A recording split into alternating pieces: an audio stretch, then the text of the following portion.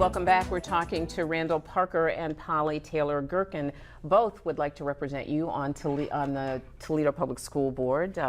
Coming up, you know that they're both on the ballot this year. We were just talking about the importance of keeping kids, even those kids with behavioral issues, in the classroom. That's been a major conversation at Toledo Public Schools for a number of years. Many community advocates have chastised Toledo Public Schools for removing those kids, suspending too quickly, thereby increasing the opportunity for those kids to fail.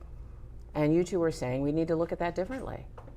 That's right. I think we need a tiered system of supports, and we're definitely moving towards that. But unless we keep our eye on continually growing that foundation, so there are fewer and fewer kids that do hit that level that we have to wrap some services around, then we're going to continue to pour all our resources into the top of the tier, and the perception of having, you know, lots of out of control kids and unmanageable behavior will continue. Yeah, well, one more question on this, and then we really need to move on. So make me comfortable, if I'm a parent, that having kids who are disruptive kids in the classroom is going to benefit my child.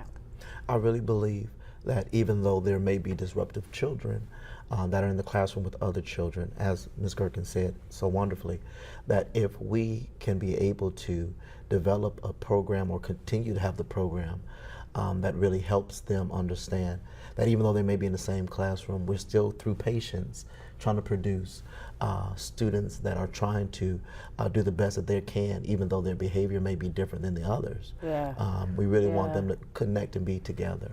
Okay. And I would suggest that positive behavior supports is even more, just as important for those kids who are doing the right thing, because so often they don't get recognition. Absolutely. They don't, Yeah. you don't That's even true. notice Absolutely. those kids. And That's so true. they become part of the system. The kids themselves become part of the system, and they get some recognition along the way as well. I mean, Well, okay, so I agree with that, but this is going to be a really difficult program to implement. You don't think so? well, it's a long-term commitment. It's not a program. It's a framework. Okay, It's a process. Thank you for that correction. Yes. I would agree with It's a that. 3 to 5 year process, and it requires that it be developed from the needs of that school. And the other thing I would say to the parents is get on that behavior support team, because Okay. it should have everyone at the table. Everyone needs to be on that What team. what other issues do you guys consider primary in the district at this point, Mr. Parker? I believe that TPS needs to strive to have the best teachers available to teach our children and retain those teachers that have been doing their best to train but to develop our students. A lot of our best teachers are leaving the system, and we want to make sure that our children... Why are they leaving? There's various reasons why they're leaving, but I think if we present a platform which keeps them interested to stay and want to teach our children, then we should develop that as well. Okay. Yes. Better retention recruitment plan. Correct. Polly? Absolutely. You know, a lot of people are talking about the recent performance audit and you know, the down and dirty fiscal Absolutely. needs of the district, and I think we have to. I think we have to pay people well in order to keep people, and I'll kind of Absolutely. leave it at that. But for as far as I've gotten into this report, this study itself, you know, I've looked at the executive summary like everyone else, but I've just started reading it, you know, chapter by chapter, and I thought it was interesting that, and it might be the first chapter, certainly first 3, the recommendations for how the board operates itself. And so there are some recommendations about the actual dynamics and Like what? the way the board runs. Well, just some simple things is like implementing, I think they call it a consent agenda, so that you don't have 5-hour meetings. Board And some meetings, people are saying, absolutely. well, you know, what's wrong with the 5-hour meeting? Well, you know, you're not productive. You know, at that point, you have more opportunities to be contentious, more opportunities to drag things out. Something as Less simple as opportunity that. to be focused, Less absolutely right. opportunity. Yeah, Or yeah. something like, you know, really stopping and thinking of your role on school board. So those are things that you would encourage the school board to adopt if you were on. A Absolutely. consent agenda would be one, focusing on your role.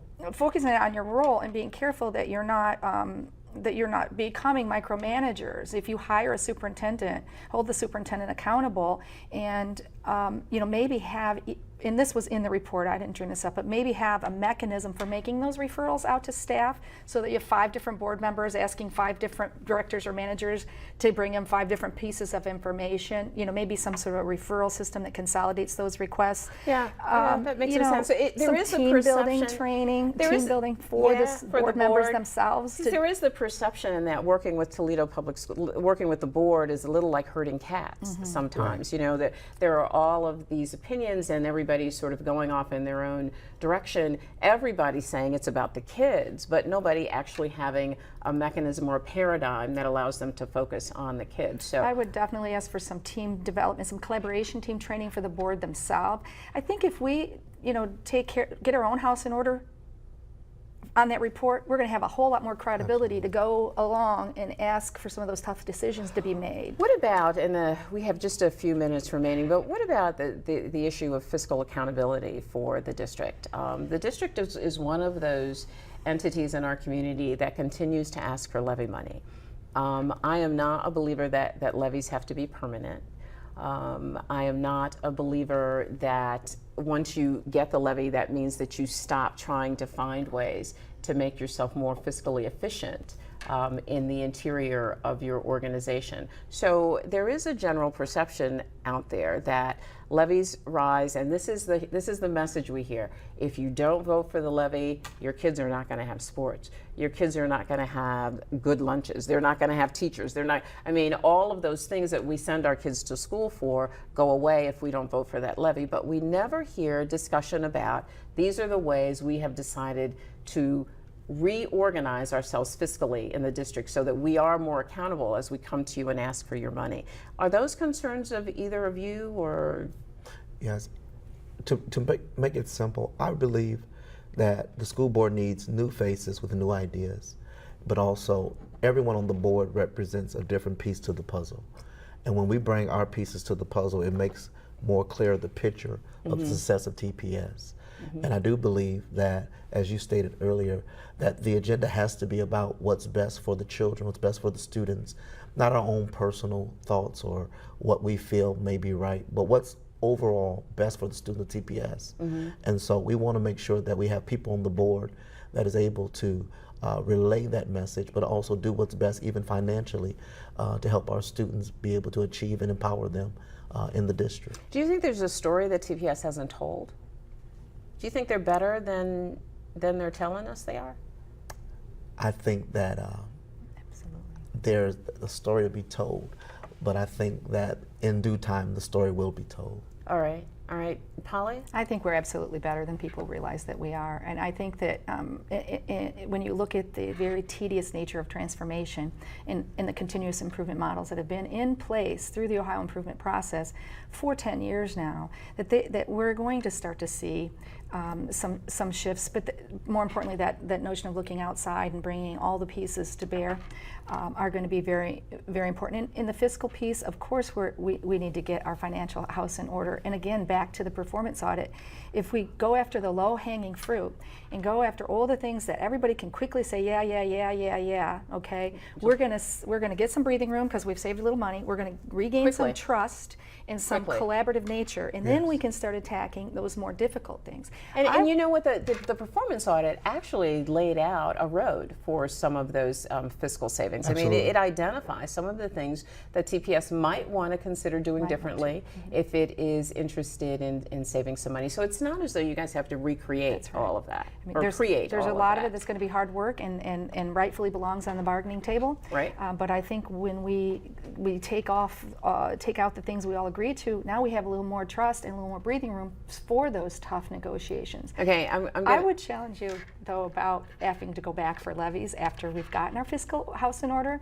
What if we did, and then we could up our game and make our school district even better with that same money? and I would say to you that that would be fine with me as long as I had some plan from you that had measured outcomes, Absolutely. that I saw that those outcomes were being attained, and I knew where, as a taxpayer, my tax dollars were going. But as a taxpayer, I get a little ouchy when people keep saying, you know, give me, give me, give me, and I'm not seeing the outcomes. Not saying that, using it as a that threat. Toledo Public, Yes. that's right, Using it that's as a exactly right, and that's what makes me a little uncomfortable. Toledo Public Schools is not the only agency that does that. I mean, that's the way we've learned to ask for money. Yes. You know, if you don't we're gonna do cut. this, that's right, we're going to have to cut. And I wish there was a Which is different true. way to have that conversation. I wish there was a different way to do that. Let me ask you something. We've got about 2 minutes left, and this is a tough question. You're probably going to squirm a little bit. What do you think the current board? How do you think the current board is?